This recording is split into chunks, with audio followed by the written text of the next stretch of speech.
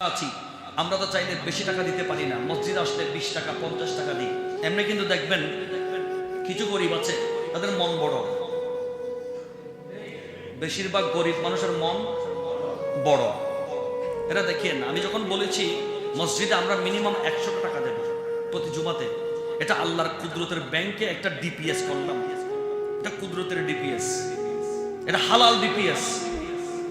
দেখছেন অনেক গরিব মানুষ কিন্তু দেওয়া শুরু করে দিয়েছে। আমি গরিবের ছেলেও আমিও দেওয়া শুরু করে দিয়েছি। আমি অতীতের মসজিদ থেকেও দেওয়া দিয়ে আসছি, আল্লাহ পাকের মেহেরবানি, এই মসজিদ দেওয়া শুরু করে। কিন্তু কিছু মানুষ দেখবেন ঠিকই আগের মতো রয়ে গেছে, তার হেদায়েত হচ্ছে না, তার কানে এগুলো যাচ্ছে না, সেগুলোকে কাউন্ট করে না, অ্যাবাউট করে। কিন্তু আমার গরিব মিসকিন যারা আছে তাদের ব্যাপারে আমার নবীজি কত সুন্দর বলেছেন। আল্লাহর প্যারা নবীকে সাহাবায়ে কেরাম যখন এই পয়সাওয়ালাদের ফজিলত বলছিলেন, যারা পয়সাওয়ালা দান সদকা করেন তাদের জন্য জান্নাতের মধ্যে একটা দরওয়াজা আছে, যে দরওয়াজার নাম হচ্ছে বাবুস সাদাকা। বাবুস সাদাকা, একটা আছে বাবুস সালাত, গেটের উপর নাম লেখা আছে। যারা নামাজ পড়েন তারা ঢুকবেন বাবুস সালাত দিয়ে। যারা সদকা দিবেন, যাকাত দিবেন, মসজিদ মাদ্রাসা দান করেন, তাদেরকে আল্লাহ পাক রব্বুল একটা স্পেশাল গেট দিয়ে ঢুকাবেন। ওই গেটের নাম হচ্ছে বাবু সাদাকা, সাদাকা ডোর। একটু জোরে বললেন সুবহানাল্লাহ। আমার বাবারা বয়ান, সাহাবীদের মধ্যে কিছু সাহাবী ছিলেন গরিব মানুষ, মিসকিন ছিলেন, বড় টাকা পয়সা ছিল না। সাহাবীরা বললেন, ইয়া রাসূলুল্লাহ, ইয়া হাবিবাল্লাহ, সিদ্দিক আকবরের অনেক টাকা পয়সা আছে বলে দিতে পেরেছেন, ফারুক আজম দিতে পেরেছেন, ওসমানের জন্নরাইন দিতে দিতে দুইটা জান্নাতের দুইটা নূরের মালিক হয়েছেন। ও আমার নবী, একটু বলে দেন না, আমরা যাদের সামর্থ্য নাই আমরা সদকা দিব কিভাবে? আমার নবী বলেন, ও আমার উম্মত, তোমরা গরিব, তোমরা মিসকিন হতে পারো, তোমরা যে খাবার খাও, তোমরা যে খেজুর খাও, সেই খেজুর থেকে দুইটা খেজুর যদি তোমার থাকে, তাইলে একটা খেজুর তুমি সদকা করে দাও, আর একটা খেজুর তুমি নিজে খেয়ে নাও। জোরে বলি সুবহানাল্লাহ। দুইটা থাকলে একটা নিজে খাও, আর এটা কি করো? সদকা করো। 2 নাম্বার, সাহাবী বললেন, ইয়া রাসূলুল্লাহ, আমার কাছে একটা খেজুর থাকবে। নবী বলছেন, অর্ধেক তুমি খাও, 50% তুমি খাও বিসমিল্লাহ করে, আর 50% তোমার গরিব মিসকিন ভাইকে দান করো। তো সাহাবী বললেন, ইয়া রাসূলুল্লাহ, আমি যদি আমার খাবারের একটা প্লেটে মাত্র কয়েক গ্রাস খাবার আছে যা আমার পেট ভরবে, নবীজি বলেন, ওখান থেকে তুমি সদকা দিতে পারো। তুমি 2 লোকমা 2 গ্রাস খাবার তোমার আছে, 1 গ্রাস তুমি খাও, আর 1 গ্রাস একটা ভুকার্ত ক্ষুধার্ত মানুষের মুখের মধ্যে তুলে দাও। শুধু তাই নয়, আমার নবী এতটুকু বলে শেষ করেন নাই। সাহাবী বলছেন, একজন, ইয়া রাসূলুল্লাহ, আমার কিছুই নাই, কিছুই, আমি পেটের মধ্যেও নাই, পকেটের মধ্যেও নাই, আমি কি করব? আমার প্যারা নবী বলেন, উম্মত, গভীর মনোযোগ, তোমার টাকা পয়সা না থাকতে পারে, খাবার না থাকতে পারে, তোমার কিছুই নাই, তুমি কিভাবে দান করবা?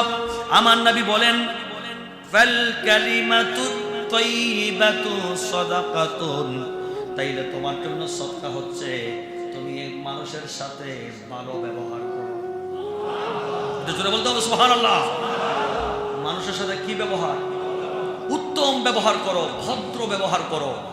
দেখা মাত্র আসসালামু আলাইকুম ওয়া রাহমাতুল্লাহ, কেমন আছেন, 2টা হাত বাড়িয়ে দেন, মুসাফাহা করেন, কেমন আছেন, ইয়াগফিরুল্লাহু লানা ওয়া লাকুম, এভাবে কুশলাদি বিনিময় করেন, মানুষের সাথে সুন্দর ভাষায় কথা বলেন।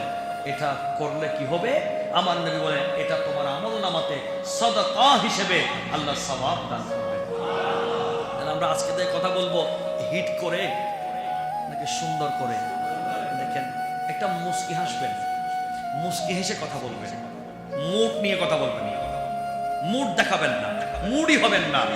আপনি মুস্কি হাসবেন, চেহারাতে সবসময় হাসির ঝলক রাখবেন, এটা আমার নবীর সুন্নাত।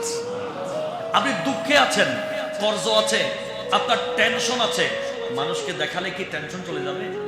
এই জন্য আমরা অনেকে এগুলো বুঝাবুঝি করি। মনে রাখিয়েন, আপনার দুঃখ যদি কাউকে শেয়ার করেন, সে কিন্তু আপনার সুযোগ খুঁজবে, সে আবার সুযোগে আক্রমণ করার চেষ্টা করবে। সুতরাং ডোন্ট ওয়ারি, এটা নিয়ে ভয় করার কিছু নাই। পেরেশানি দিয়েছেন কে? সেই পেরেশানি দূর করে আবার হাসি খুশির জীবন দান করবেন কে? আল্লাহ বলেন ইন্না মাআল উসরি ইউসরা, প্রত্যেক টেনশনের পরে একটা হাসি খুশির সময় আসবে, তুমি সেজন্য অপেক্ষা করো। আমার বাবারা, সাহাবীরা বললেন ইয়া রাসূলুল্লাহ, আর কোনো ভালো আমল কি আছে সদকার সওয়াব পাবো?